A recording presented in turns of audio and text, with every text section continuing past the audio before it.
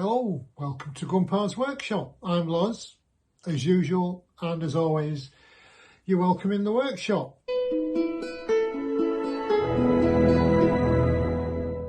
Sunday Waffle, an update on what I've been doing over the week.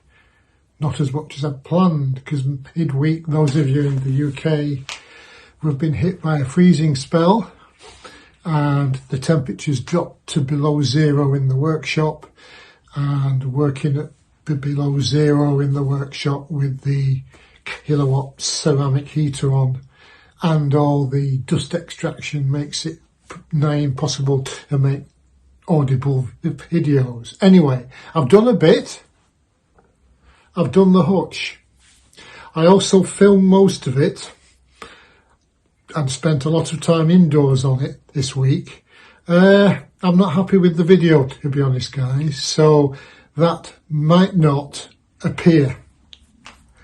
There's bits missing and I lost patience with the video in the end. But I will tell you for what. Right.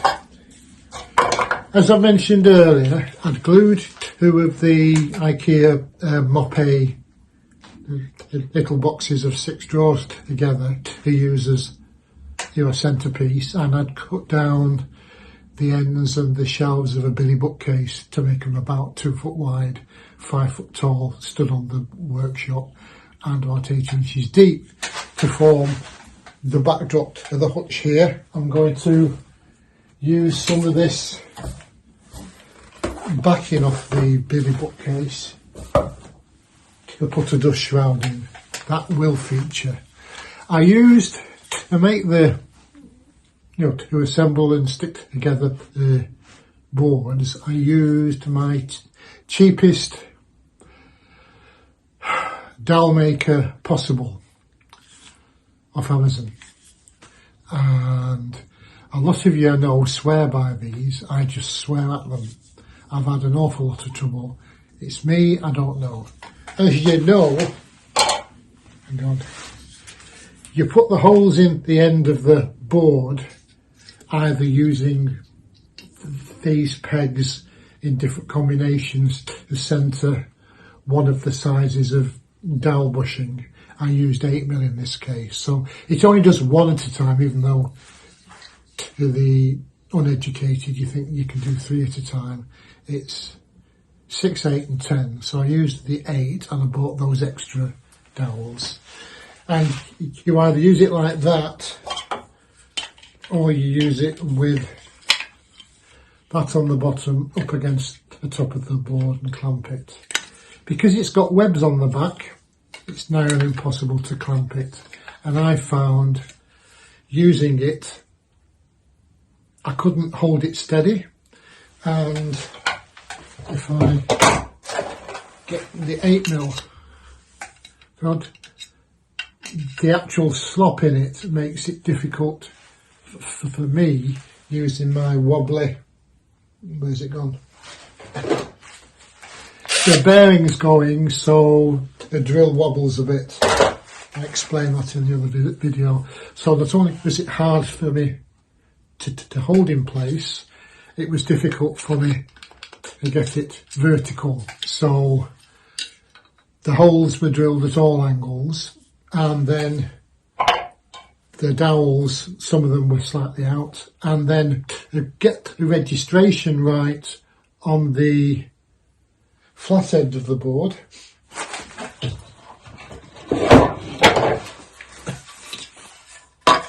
like that, you get the registration working by having the dowels in the end of the board and using how they slot into these slots to register it for the hole you're drilling.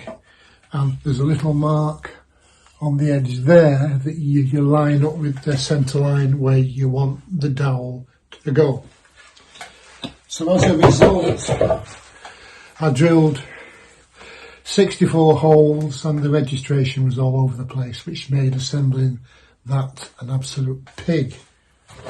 What I found as well, to try and ease it and make it quicker and more easily repeatable, I use this to make that, which I used as I cut the board down, off the end I had some left over, so I made a template to drill the 4 holes. I just glued them together. Now, if you just glue the 3 together and expect it to go on the end of the board, good luck with that. Don't ask me how I know. So on this one I added a thin piece, I don't know if you can see it, a thin layer of brown paper which gave me just the edge so it would fit on. I line it up so that the front of the boards with the veneer on matches the front of the boards with the veneer on that, and then drilled the 4 holes. And then with the dowels in the end I could lay them on the connecting board and get them. That was an absolute pig. So good luck with that, guys, if you're as candid as I am. That's a disappointment. However, the exercise itself has really converted me.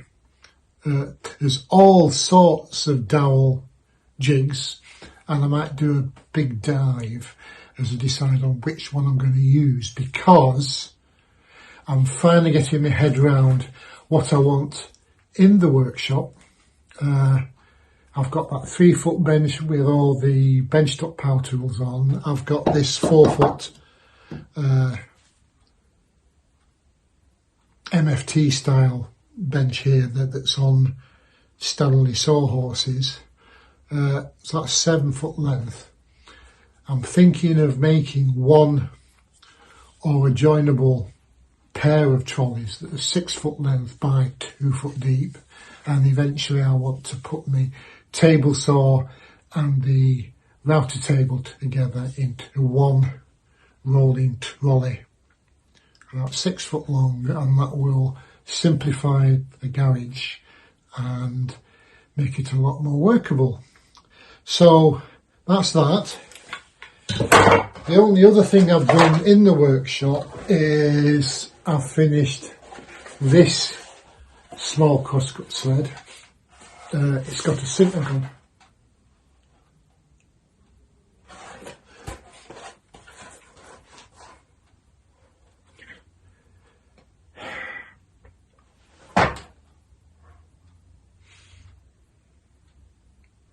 It doesn't matter.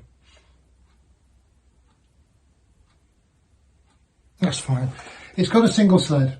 I was just working out whether I put it on back to front. So with the guide, that's the metal guide with the hard neoprene discs to make it fit in the slot. That's for the 90-degree cuts, and then you move that over across to the other guide slot and do your 45 degrees. That's for making small boxes. It goes in that way because I've got the protector on the back. That needs a waxing, and you'll see that used in anger in the new year, in spite of the fact I am going Incra, and that'll pop up in the new year as well. So that's that. So health wise, channel wise, well, that was annoying me. So what's the saying? Yeah, next week it's all hospital appointments with Nana Sue, so I'm not going to get very much done next week. The cold snaps hit me hard. I don't know you all guys.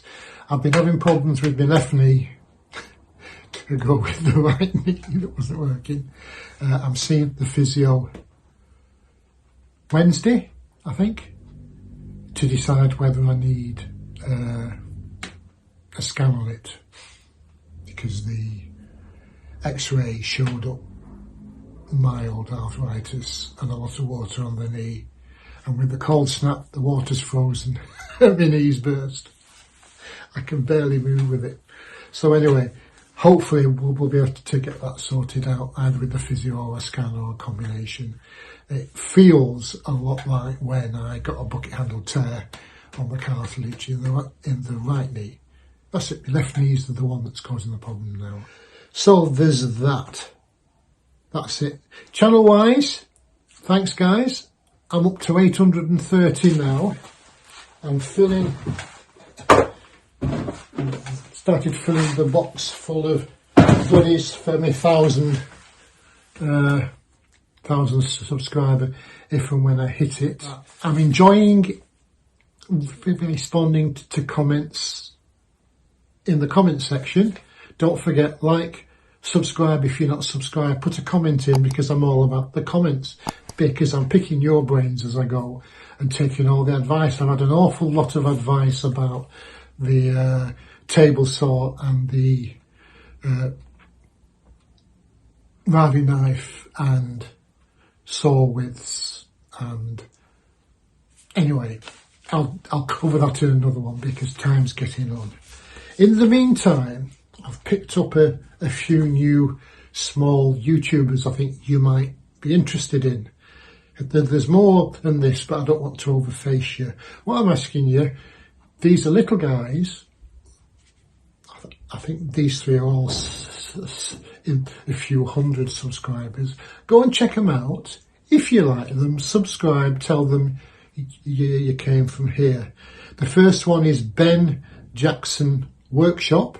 That's BenJaqson Workshop. I'll put a link. He's a good one. You want to watch UWANNAWATCH. He's a nice beady guy. I always stick up for beady guys. And Built by Ant. Go and check them out. If you like them, subscribe, tell them you came from me. If you don't like them, it doesn't matter. It's a few minutes of your time to point out something you might find interesting. And that's it.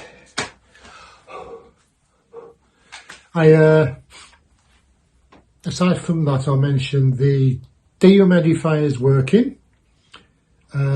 Because it was getting more than a tank full overnight, I've had to use the supplied permanent fixture tube, and that's currently going in a bucket, and I get 2-3 gallons every 24 hours, so I've got to drill a hole in the wall. That's been a discussion in the comment section as well, so thanks for those suggestions. What I have done, I've become obsessed with humidity levels.